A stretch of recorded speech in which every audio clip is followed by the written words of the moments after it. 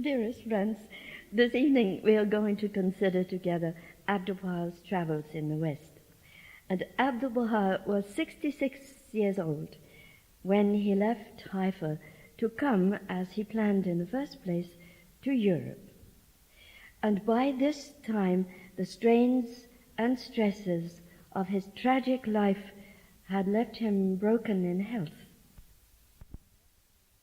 Although the Baha'is themselves did not know it, his doctors did, because the master suffered from a number of maladies which were sometimes severe, and his physicians had advised him to seek a change of air and to leave the Holy Land. But Abdu'l Bahá did not do that until it was clear that the covenant breakers, who in his absence, of course, would have the field entirely to themselves, he did not feel able to leave until they would be utterly unable to take any step that would affect the unity of the Baha'is. And Abdu'l Bahá particularly stressed this fact at the time in a tablet to a Baha'i of Alexandria. He did not leave Haifa for the sake of his health. Shoghi Effendi wrote in God Passes By, "For the first time since the inception of the faith 66 years previously, its recognized leader was now vouchsafed a freedom of action which, with the exception of a brief interval in the course of the war of 1914-1918, he was to continue to enjoy for the rest of his life. And that freedom of action has never since been withdrawn from the institutions of the faith at the World Center." Only two Baha'is accompanied the master to Egypt, Mirza Munir Zain and Abdul Hussein. And one day in Cairo, Abdu'l Bahá commented on why he had left Haifa so suddenly. He was walking with Sayyid Azadullah Ikumi, who was to be Abdu'l Bahá's attendant during his travels. And he said, "I must always move according to the requirements of the course. Whatever the course requires in its proclamation, I will not delay in its accomplishment for one moment. Now the course did require that I travel to these parts, and had I divulged my intention at that time, many difficulties would have arisen. Even so, Mirza Muhammad Ali busily spread strange rumors. He told an official in Akka, who was in league with him, that Abdu'l Bahá had fled the Holy Land. An official in Akka telegraphed one of his own men in Jaffa and instructed him to find out whether or not Abdu'l Bahá was on his way to Egypt. That man boarded the steamer, came face to face with Abdu'l Bahá, and actually asked the master to affirm his identity. The man sent a telegram to Akka, which read, "The said person is on board." The same thing happened at Port Said. A man came aboard on behalf of the official in Akka to make certain that Abdu'l Bahá was there. During the month Abdu'l Bahá stayed in Port Said, the Baha'is of Cairo came in turn to visit him. Then again Abdu'l Bahá quietly boarded a ship, this time intending to go to Europe. But it became clear that his health was not good enough for such a strenuous trip, and he landed in Alexandria.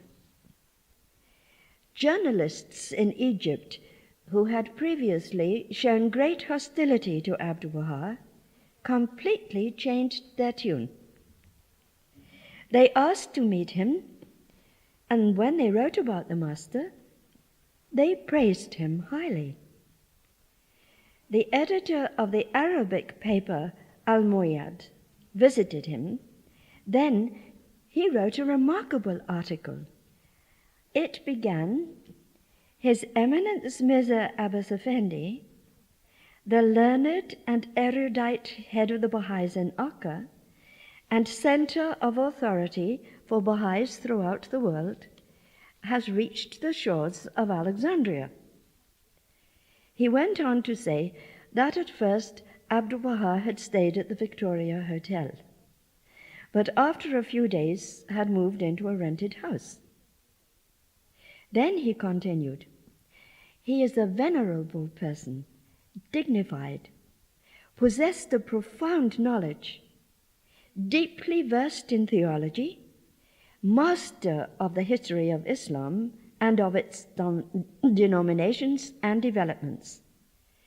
Whosoever has consorted with him has seen in him a man exceedingly well informed, whose speech is captivating, who attracts minds and souls, who is dedicated to belief in the oneness of mankind. His teaching and guidance revolve round the axis of relinquishing prejudices, religious, racial, and patriotic. Abdu'l Bahá stayed in Egypt for almost a year. An English admirer of the master, Mr. Wellesley Tudorpole, who later became Major Tudorpole, an intelligence officer in the British Army in the 1914-18 war, of whom we shall hear much more tomorrow, he visited Abdu'l Bahá in the autumn of 1910. And he wrote, "You may be interested in hearing of my recent visit to Abdu'l Bahá at Ramla, near Alexandria. I spent 9 days at Alexandria and Cairo during the second half of November. Abdu'l Bahá's health had very much improved since his arrival from Port Said. He was looking strong and vigorous in every way. He spoke much of the work in America, to which he is undoubtedly giving considerable thought.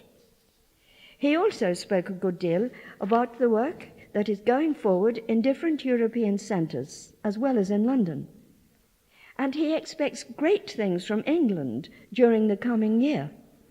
A Baha'i paper is to be read at the Universal Races Congress in London next July." And although Abdu'l Bahá had himself been invited to address that Congress, because he remained in Egypt, a paper was prepared, and it was read by Mr. Tudorpole.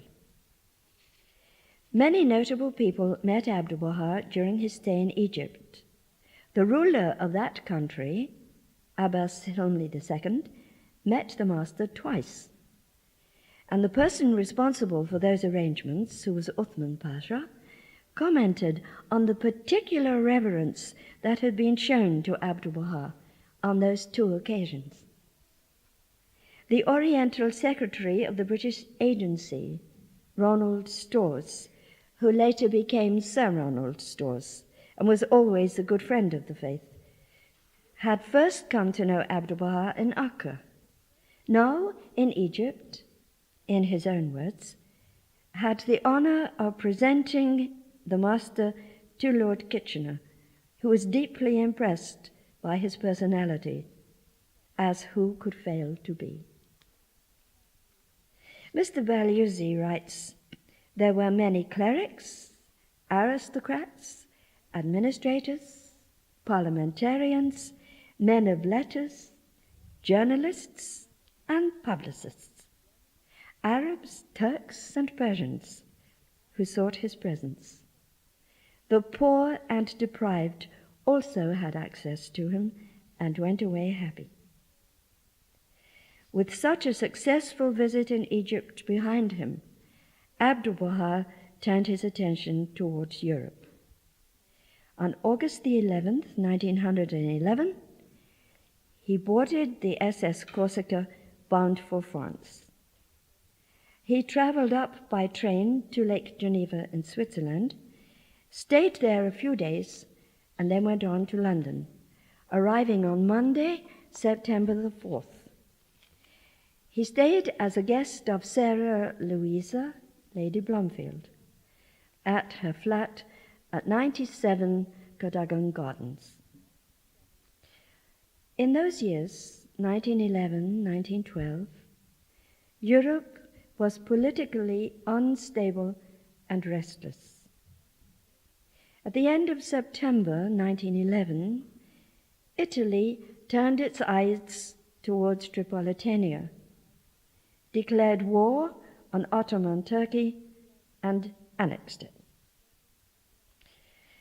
It was to the southern desert of Tripolitania, you will remember, that it had once been hoped that Abdu'l Bahá would be deported and left to die there.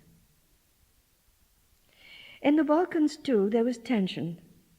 The Greeks, the Macedonians, the Slavs, and other small nations there hated each other, but they hated the Ottomans more.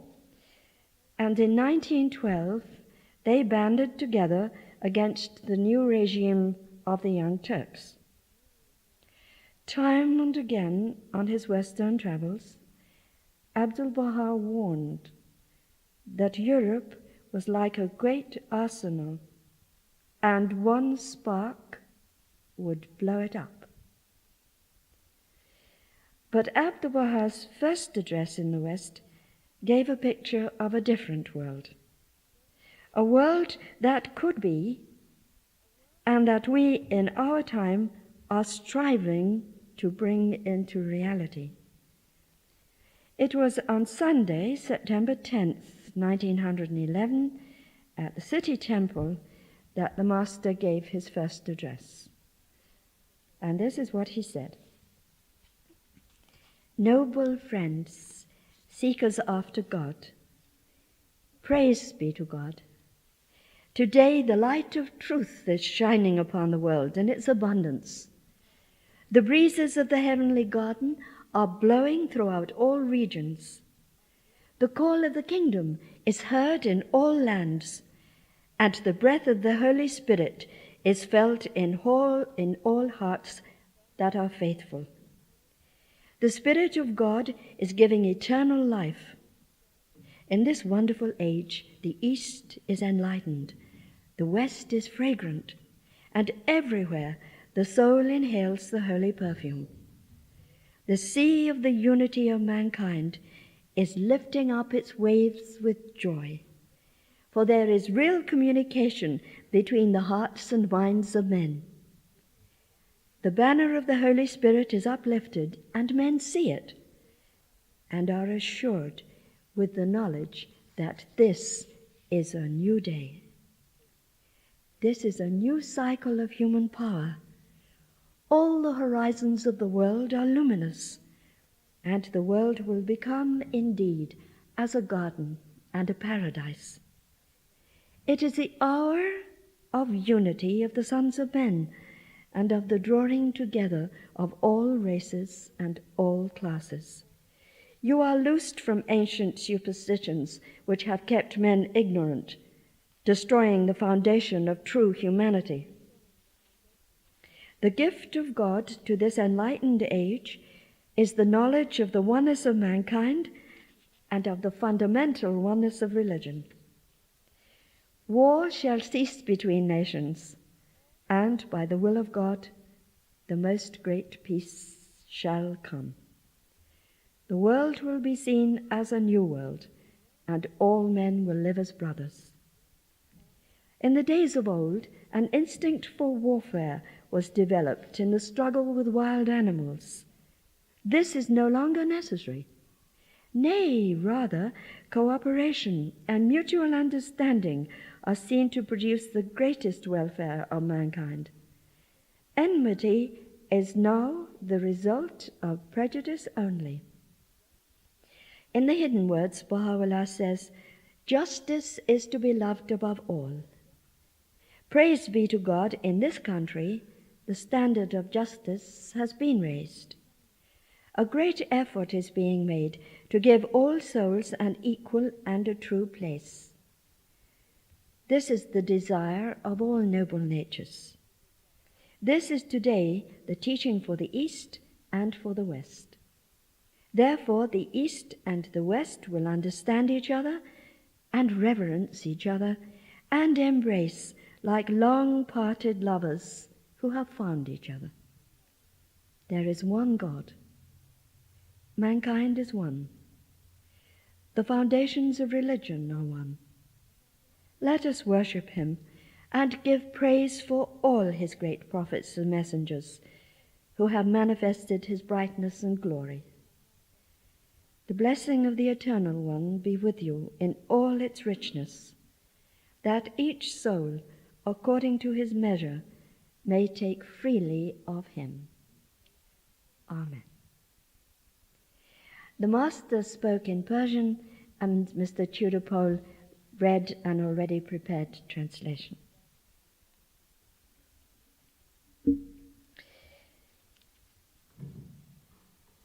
Before Abdu'l Bahá left the city temple, he wrote in Persian in the old pulpit Bible that had been used by generations of preachers these words: "This book is the holy book of God, of celestial inspiration.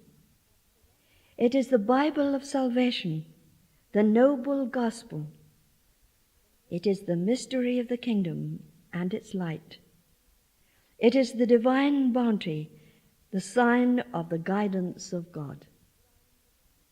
And he signed it Abdu'l Bahá Abbas. During the Second World War, the city temple received a direct hit from a bomb and was destroyed. Fortunately, the newspaper The Christian Commonwealth that covered the Master's visit preserved in its pages a facsimile of what Abdu'l Bahá wrote in that Bible.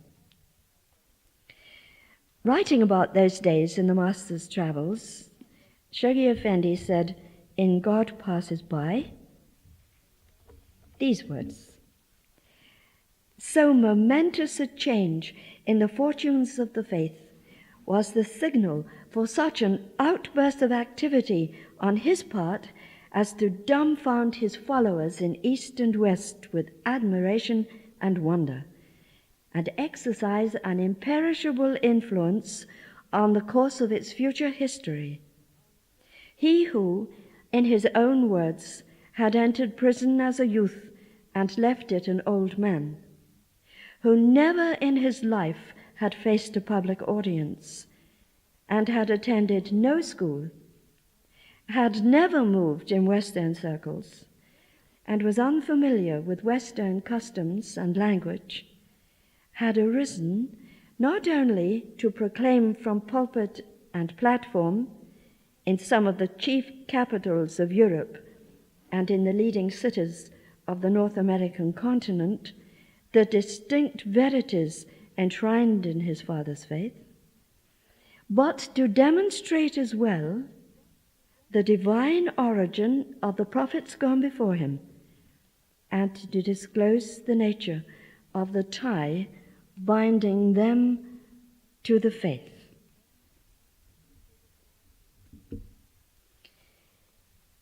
On that first occasion, Abdu'l Bahá stayed about a month in England.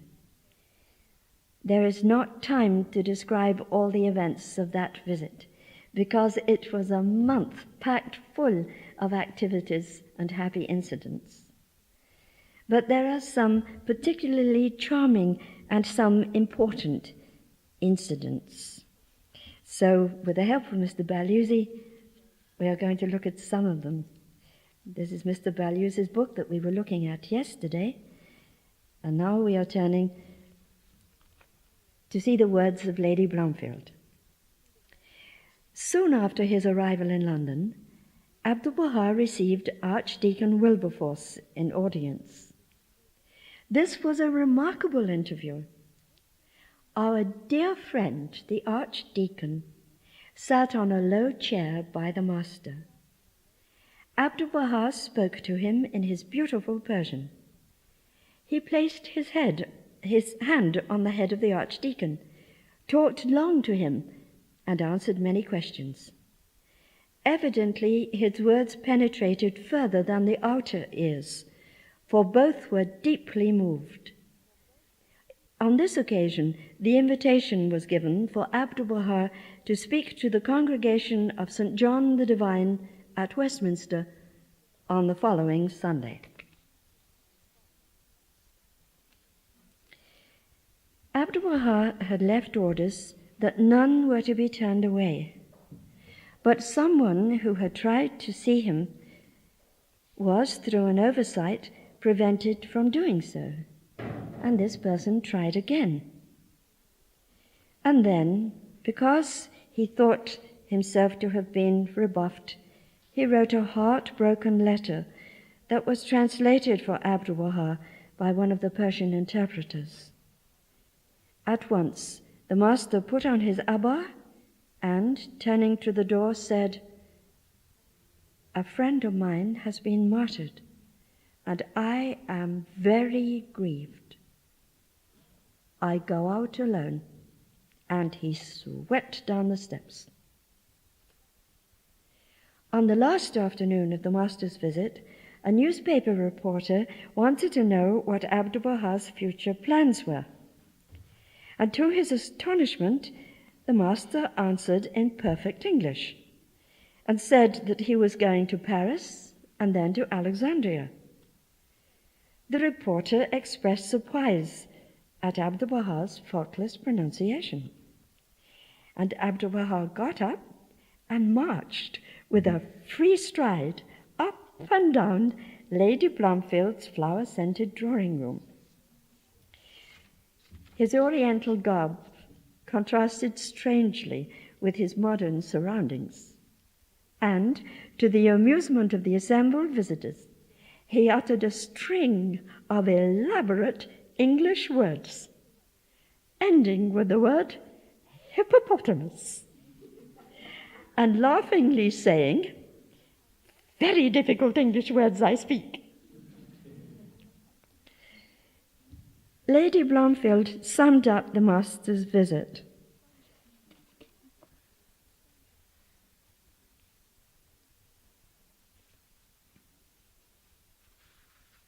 She said, "The history of Abdu'l Bahá's stay in our house lies in the relating of various incidents connected with individuals who stand out from amongst the crowd of those persons who eagerly sought his presence.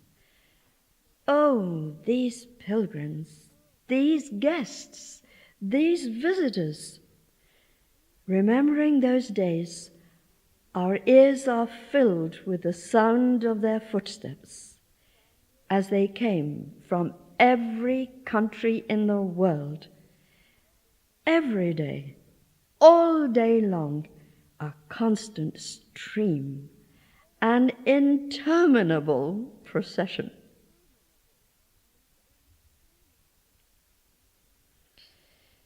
Abdu'l Bahá left for Paris on October 3rd. That morning, everything was ready, but he made no effort to leave. He remained writing.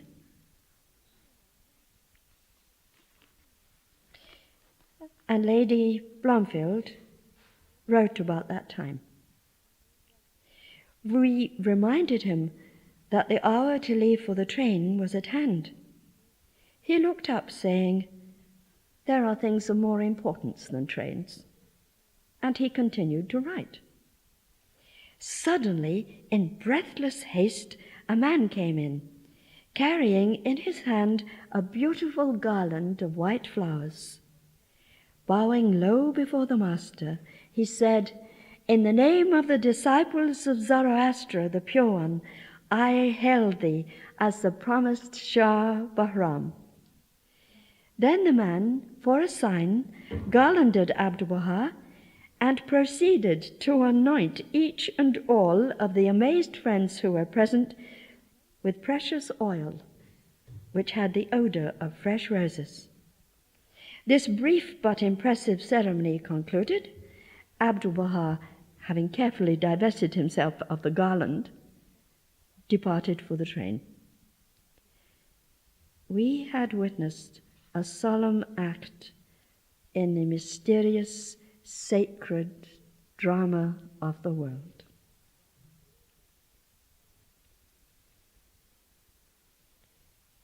Abdu'l Bahá stayed 9 weeks in Paris.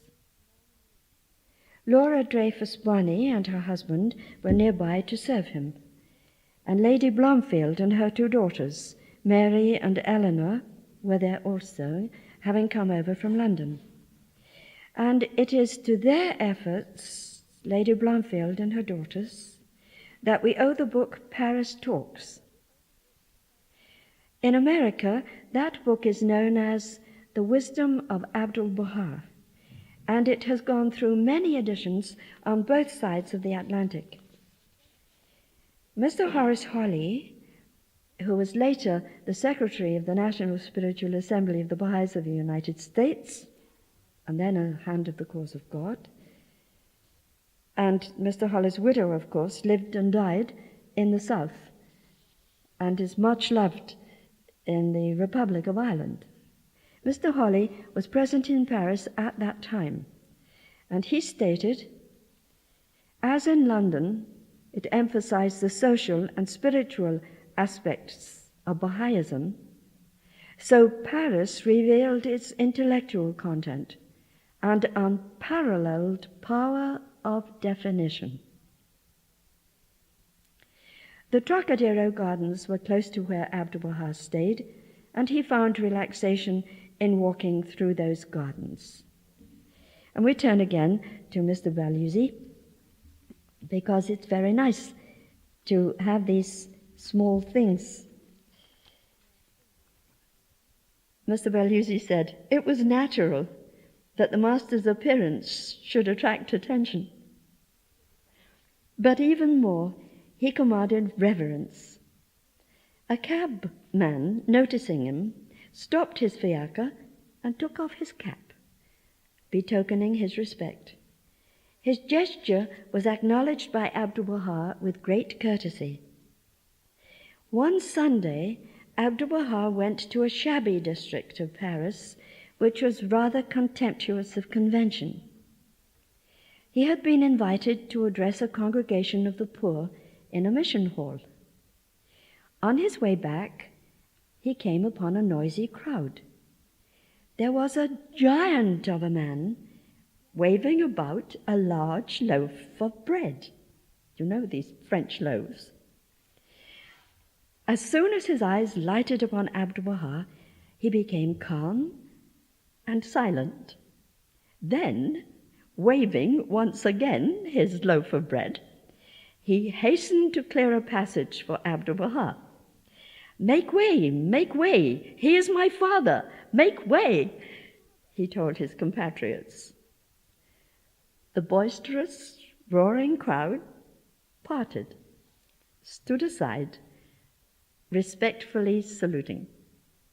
Smiling at these men and women, Abdu'l Bahá called them his dear friends and thanked them profoundly.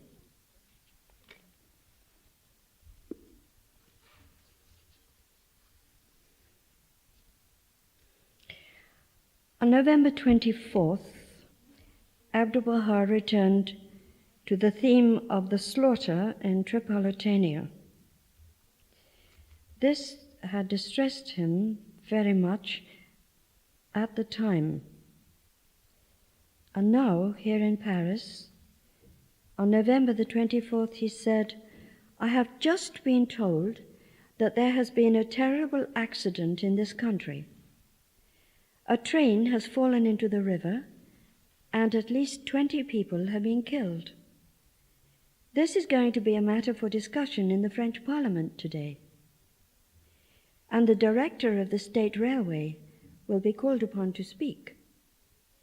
I am filled with wonder and surprise to notice what interest and excitement has been aroused throughout the whole country on account of the death of 20 people.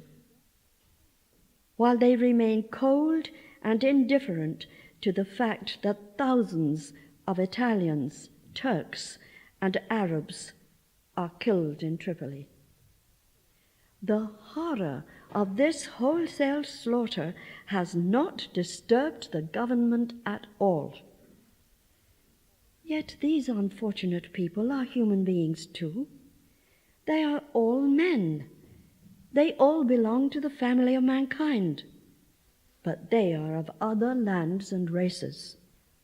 It is no concern of the disinterested countries if these men are cut to pieces. This wholesale slaughter does not affect them. The people of these other lands have children and wives, mothers, daughters, and little sons.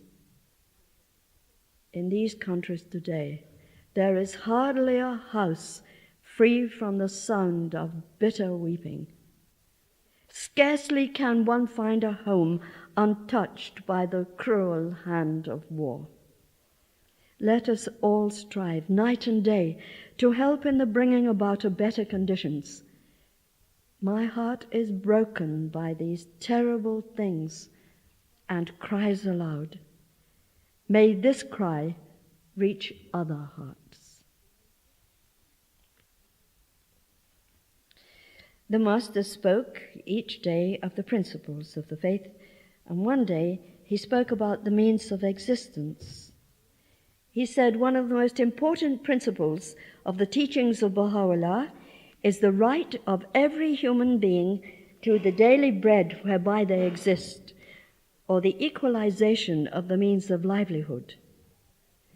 The arrangements of the circumstances of the people must be such that poverty shall disappear, that everyone, as far as possible according to his rank and position, shall share in comfort and well-being.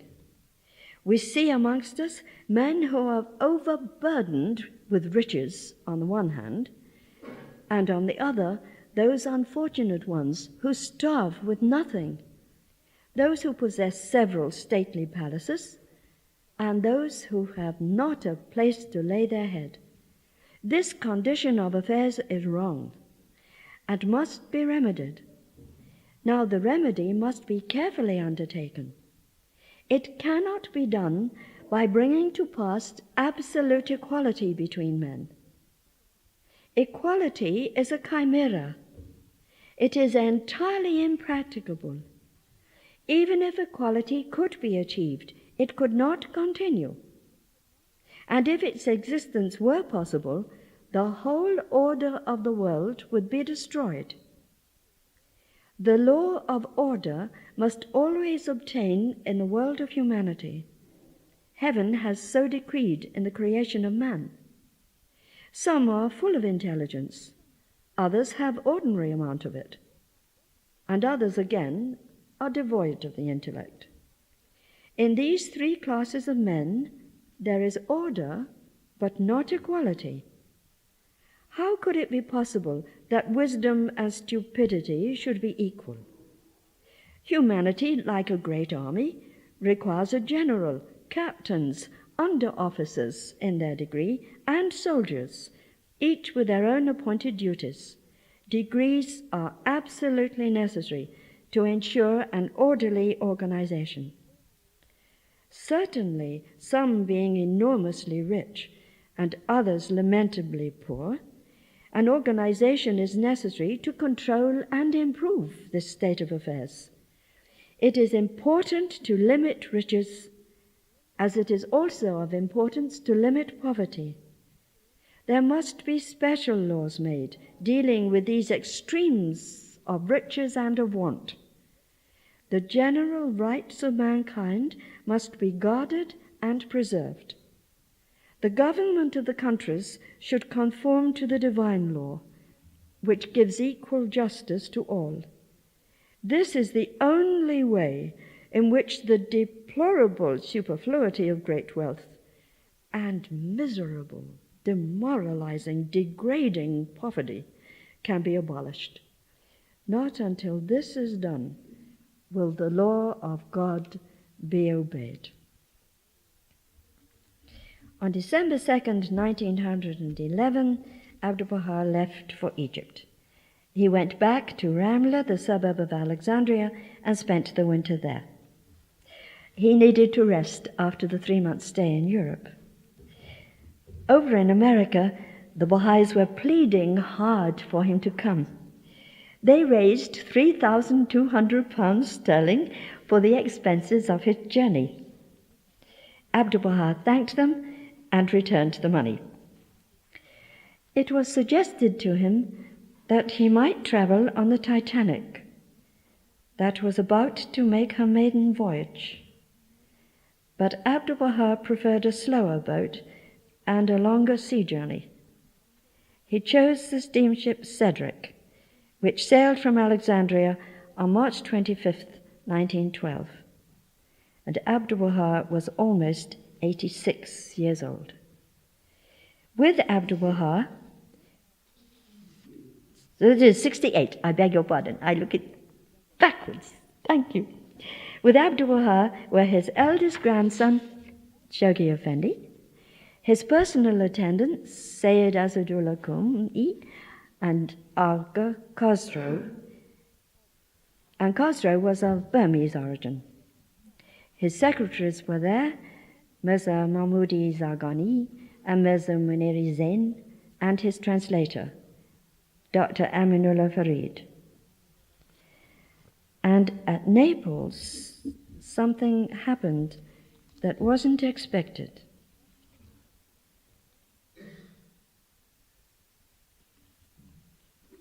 Mr. Baluzzi writes, Italian physicians who came aboard at Naples insisted that Shoghi Effendi, Mirza Munir, and Aga Khosrow ought to disembark and return to Egypt. They diagnosed an infection of the eyes, which disqualified all three from entry into the United States. There were strong reasons to doubt their verdict and their impartiality. Italy and Turkey were still at war, and the Italians took Abdu'l Bahá and his entourage to be Turks. 6 Western Baha'is, Mr. Woodcock of Canada, his wife and daughter, Mr. and Mrs. Ashton of Denver, and Miss Matthew of London, had also joined the Cedric at Naples, and they tried to persuade the Italian physicians to reconsider their verdict. But the medical men were adamant. This painful episode at the very start of the journey greatly saddened Abdu'l Bahá. On April the 11th, the Cedric docked in New York. Baha'is of New York and nearby had gathered in strength along the shore. But Abdu'l Bahá did not leave his stateroom, and he sent word to the Baha'is to depart.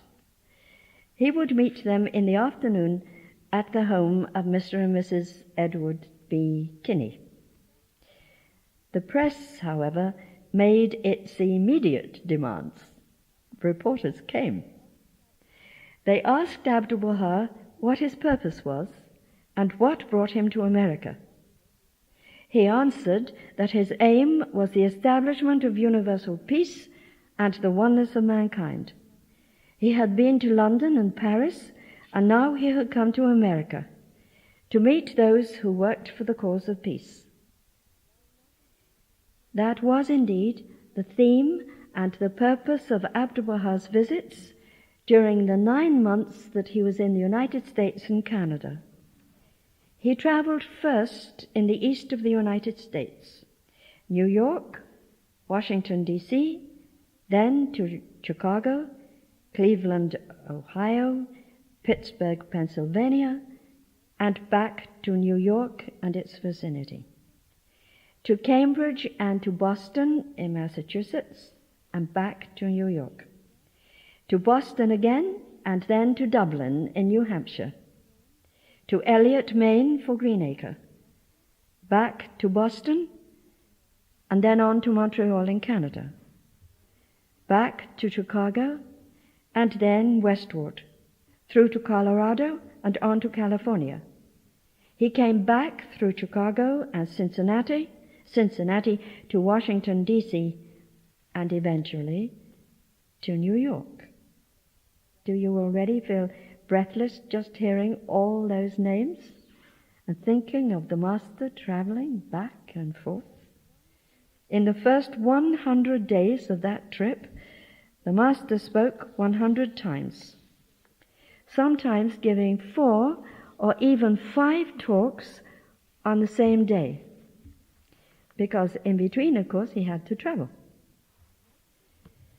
The Master's addresses are made available to us all in this wonderful book, The Promulgation of Universal Peace, which has fairly recently been republished. They merit deep study and are commended to everyone, but especially to the youth. They give a new vision to us all. And there were also some lovely stories to recount, which again Mr. Baluzzi put on record for us.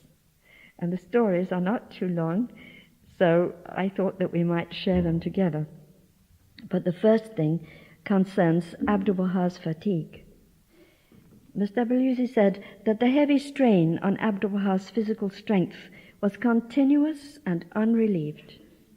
There were times in the late afternoons when, in New York, he walked out of his apartment all alone to snatch a short rest in the park by the side of the river. He said he wished to be alone, to go and lie down on the grass and relax, both mentally and physically. Were he to be accompanied, he would be engaged in conversation, and that would only increase his fatigue. Other times in the evenings, he would find moments of leisure to pace up and down Riverside Drive, but then in the company of the Baha'is.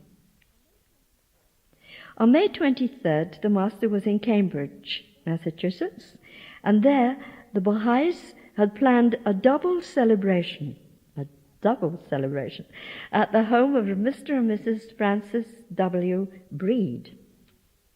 And Mr. Baluzzi wrote about it. He said, May 23rd was the anniversary of the declaration of the Bab, as well as the anniversary of the birth of Abdu'l Bahá. Although Abdu'l Bahá had always insisted that this day should be exclusively associated with the Bab, Baha'is had planned a double celebration. Abdu'l Bahá spoke of the Bab and his supreme sacrifice. Then a cake bearing 68 candles was brought in. Abdu'l Bahá would not disappoint these Baha'is who were making this offering with such joyous devotion. He lighted one of the candles, and others lighted the rest. And how happy were the Baha'is there to take away, each one, a small portion of that cake.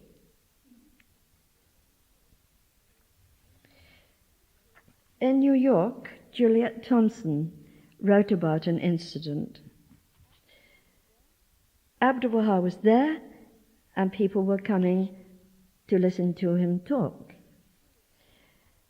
Juliet Thompson wrote, Miss Buckton, that was Alice Buckton from England who was there, had arrived and brought a poor little waif of humanity, a Jewess.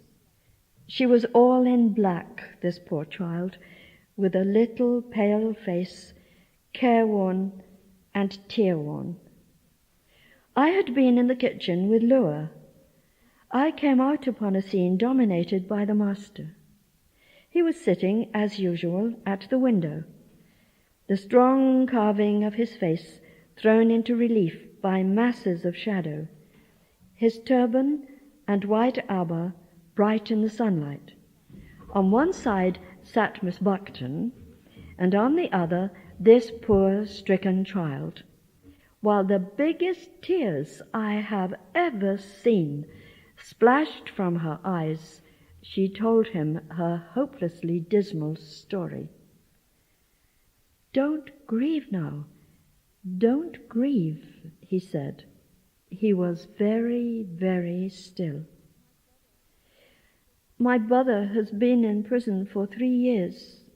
He was imprisoned unjustly.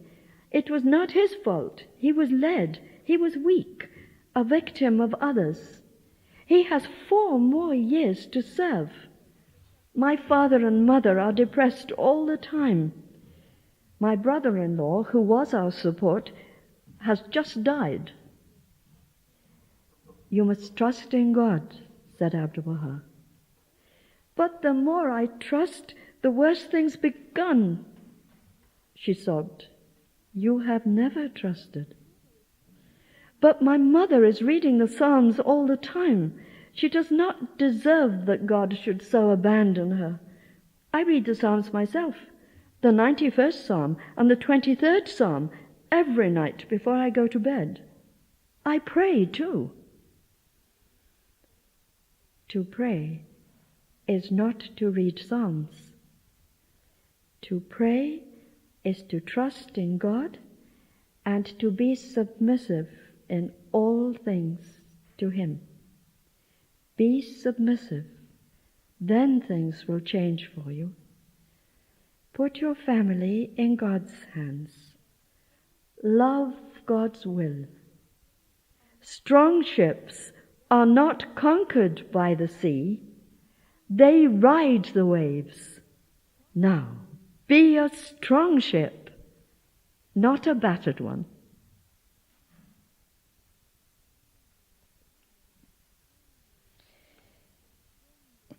On June the 20th, at his home in New York, Abdu'l Bahá told the Baha'is that he had to leave the city for a few days and rest at Montclair, not far away. And then he continued, "When I return, it is my wish to give a large feast of unity. A place for it has not yet been found. It must be out of doors, under the trees, in some location away from city noise, like a Persian garden. The food will be Persian food. When the place is arranged, all will be informed, and we will have a general meeting in which hearts will be bound together, spirits blended, and a new foundation for unity established. All the friends will come. They will be my guests. They will be as the parts and members of one body. The spirit of life manifest in that body will be one spirit. The foundation of that temple of unity will be one foundation. Each will be a stone in that foundation, solid and interdependent. Each will be as a leaf, blossom, or fruit upon one tree. For the sake of fellowship and unity, I desire this feast and spiritual gathering." On June the 29th, the feast to which Abdu'l Bahá had invited them all was held on that day at West Englewood, New Jersey. And that unforgettable day has been commemorated ever since. Abdu'l Bahá was already greatly fatigued when he reached West Englewood at noon, because the journey from Montclair took a long time. He had had to change trains 4 times. He rested for a short while in the house of Roy Wilhelm, and then he walked to the grove, where tables were being laid for the feast. There he talked to the people, sitting beneath a great tree, with a poor old woman on one side, very poor and humble, but with the most shining faith, and on the other side, Mrs. Krug. Mrs. Grace Krug was the wife of a famous New York physician. Her husband was fiercely opposed to the faith of Baha'u'llah, but having once met Abdu'l Bahá, his attitude changed completely. Even more, he himself embraced the faith which his wife was serving so devotedly. There was Mrs. Krug on one side, this poor old woman on the other, and Mrs. Krug with her radiant prettiness and rich clothes. Abdu'l Bahā's guests numbered well over 200. He walked among them and anointed them all with attar of rose, and then he spoke to them. But Juliet Thompson wrote, "But the wonderful, the inscribably wonderful time came later. The Master went out alone and remained away hours. When he returned, it was dark. A few of us were sitting on the porch. Below us on the grass sat the people, that is, those who had lingered, who could not tear themselves away. Their white clothes in the dusk were as soft as moth wings. In their hands they held burning tapers, really to keep off the mosquitoes. But the effect was of tiny wands tipped with red stars, and the incense was like some Eastern temple. It was a fairy-like picture. The Master took a chair in the center of the step, and delicately holding a taper himself, he spoke in words of flame. I can still see it all vividly, and shall, through my life, those trembling red stars among the dim white figures on the grass. Behind them, a most wonderful tall tree, luxuriant with rolling outlines, now a great black cloud against the silver stars." Before he had finished, he rose from his chair and started down the path. "Peace be with you," he said, as he receded into the darkness. The rich, liquid Persian and the quivering translation floating back to us from his invisibility. "I will pray for you."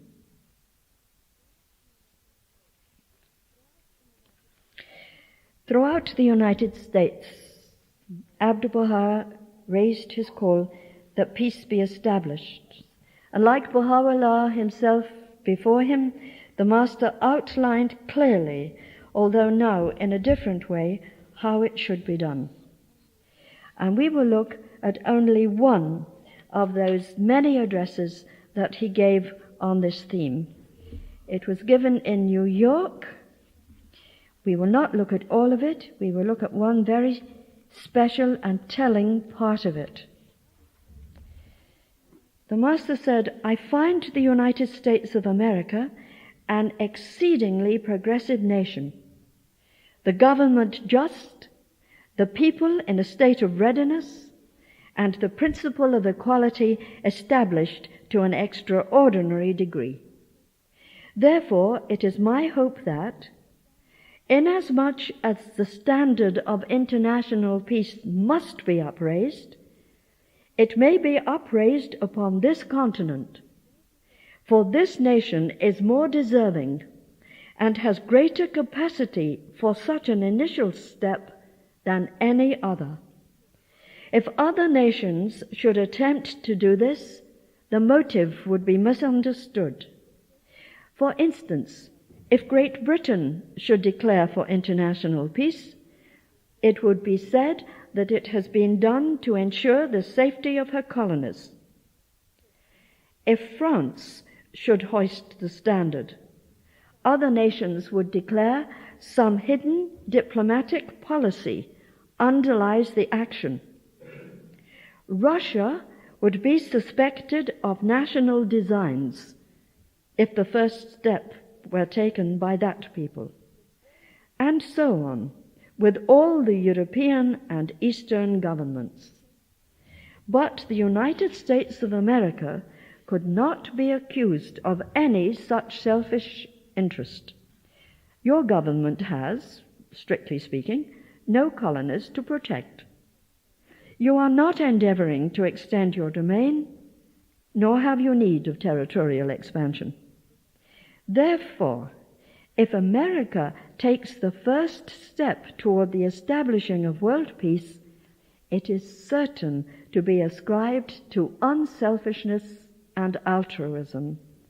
The world will say there is no other motive than altruism and service to humanity in this action by the United States. Therefore, it is my hope that you may stand forth as the first herald of peace and hoist this banner, for this banner will be hoisted.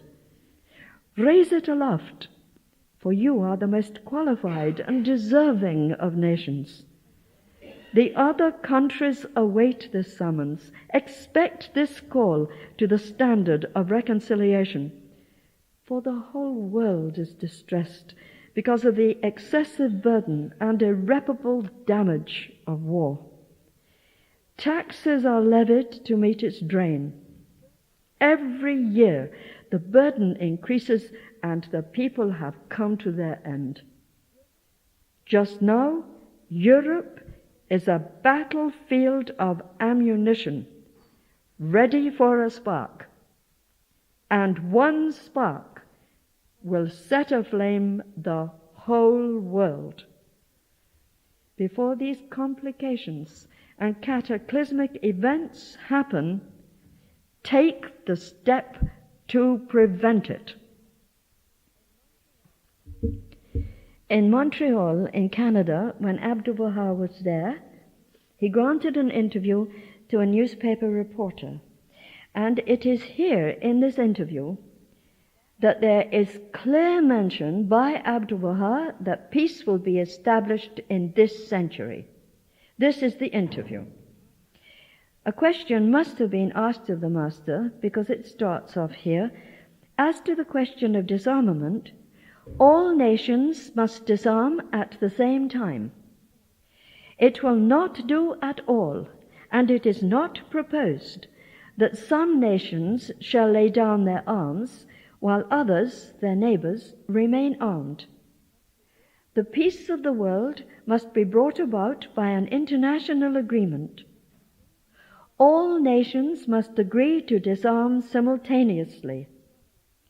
No nation can follow a peace policy while its neighbors remain warlike. There is no justice in that. Nobody would dream of suggesting that the peace of the world could be brought about by any such line of action. It is to be brought about by a general and comprehensive international agreement, and in no other way. Simultaneous action, he went on, is necessary in any scheme of disarmament. All the governments of the world must transform their battleships and warcraft into merchant vessels. But no one nation can, by itself, start in upon such a policy, and it would be folly should one power attempt to do so. It would simply invite destruction. The master was asked, are there any signs that the permanent peace of the world will be established in anything like a reasonable period?